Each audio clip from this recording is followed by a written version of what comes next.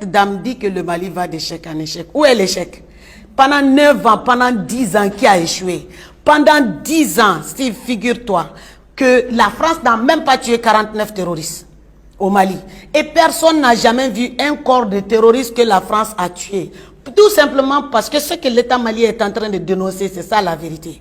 La France arme les terroristes, a fait venir les terroristes, nourrit les terroristes, paye les terroristes contre le peuple malien, contre l'armée malienne. C'est ça la réalité. C'est pour ça que la France, avec ses employés, la France ne va pas s'en prendre à ses employés. Et la France même était un État terroriste. C'est pas moi qui le dis, c'est Salif Keïta qui le dit, le grand panafricain musicien, chanteur du Mali. Salif Keïta, il a dit la France c'est un État terroriste et il a dit comment Ibeka peut se soumettre à ce gamin. Et vous devinez c'est qui le gamin? C'est bien sûr Emmanuel Macron qui est le gamin.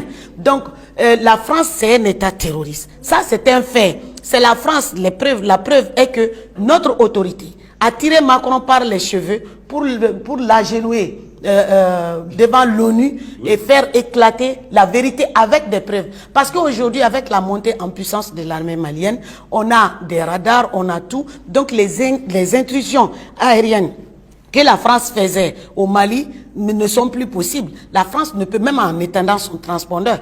Quand d'ailleurs, ces avions-là de la France qui violent notre espace aérien viennent de chez Ouattara, viennent de chez Bazoum. Ce sont les deux pays qui, dans lesquels la France décolle son avion pour venir déstabiliser, larguer des armements aux terroristes et puis ensuite espionner nos camps et donner même des drones aux terroristes pour venir combattre l'armée malienne et au nom d'un terrorisme frélaté pour venir tuer le peuple malien, brûler les bétails, brûler les maisons, brûler les champs, brûler les récoltes. Là, nous, on ne connaissait pas ça. Vous avez entendu Emmanuel Macron parler de tribalisme.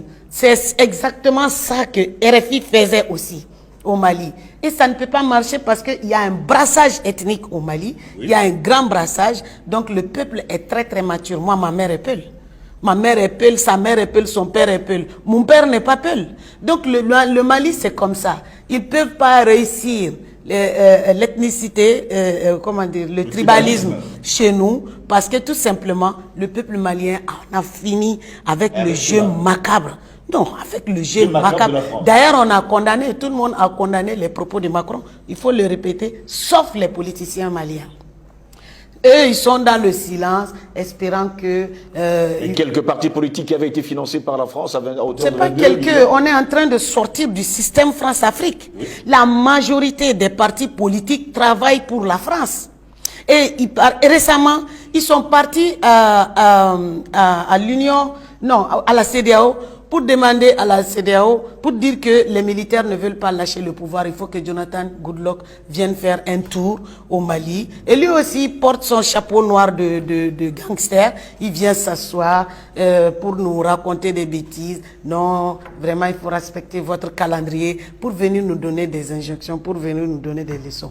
Mais il faut que Goodluck, Jonathan, sache, avec tous les laquais de la France, avec le camp malien vous a mis à nu. Assimi vous reçoit seulement par diplomatie, mais il n'y a pas un homme sur terre qui peut donner des ordres à Assimi.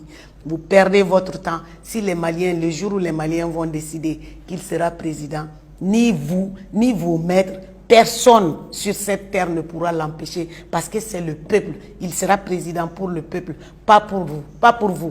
Mais ça sera bien sûr contre vous, contre votre système mafieux.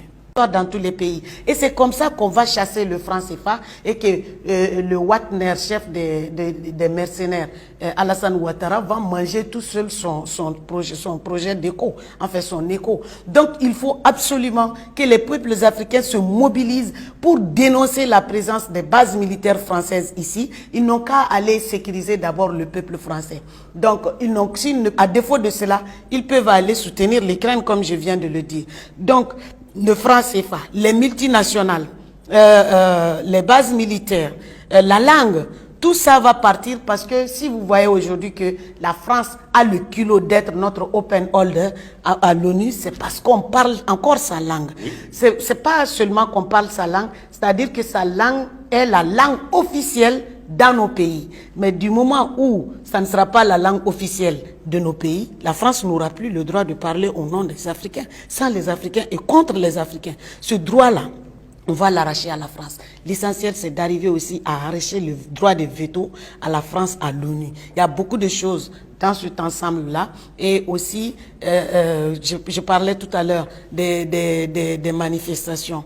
Donc, il faut que les peuples se mobilisent pour demander le départ des bases militaires. Cette langue, il faut qu'on s'en débarrasse, mais en ne faisant pas d'elle la langue officielle. Donc, dans ce contexte précis, dans ce cas de figure, le Mali a totalement changé la constitution.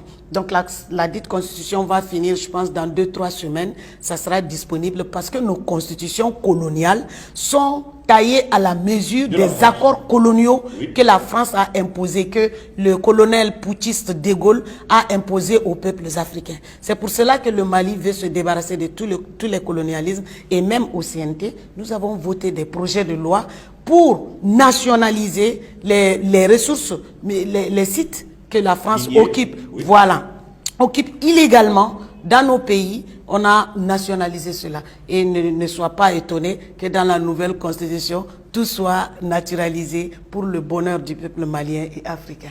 Pour sortir justement de cet entretien, Aminia Fofana, je reviens justement sur une actualité avec la ministre des Affaires étrangères de la France. Elle s'appelle Catherine Colonna, qui, il y a encore quelques jours, lors de la conférence des ambassadeurs et des ambassadrices du côté de la France, a passé la majeure partie de son temps à insulter justement le Mali en déclarant qu'ils vont d'échec en échec dans la lutte contre le terrorisme. Dites-nous un peu. Vraiment, elle n'a pas appris la leçon avec Florence Soirly. Elle n'a pas appris la leçon. C'est pour ça que je dis le chien ne peut. C'est impossible pour le chien de changer sa manière de s'asseoir. Donc, quoi qu'il en soit, le chien restera toujours un chien. C'est juste une métaphore que Madame, voilà, ne soit pas vexée pour cela. C'est une métaphore. Donc, elle aurait dû comprendre que la diplomatie malienne est un cas d'école pour la France. On va éduquer la France. Et vous allez voir que la France sera l'esclave des pays africains. On en fera ce qu'on voudra. Et à l'avenir, ce sont les Africains qui vont imposer des présidents patriotes à la France. Il faut rééduquer cette France. Il faut que les peuples soient obligés de se regarder en face, de regarder leurs laideurs en face, leurs crimes contre les Africains qu'ils ne considèrent pas comme étant des êtres humains, mais comme étant des choses. Ça, c'est bientôt terminé. Donc, en revenant sur cette calamité qu'est cette ministre qui n'apprend pas la leçon. Les erreurs des précédents ministres. Voilà, et justement, ce qui l'attend, c'est elle ira à la poubelle de l'histoire comme ses prédécesseurs. Donc,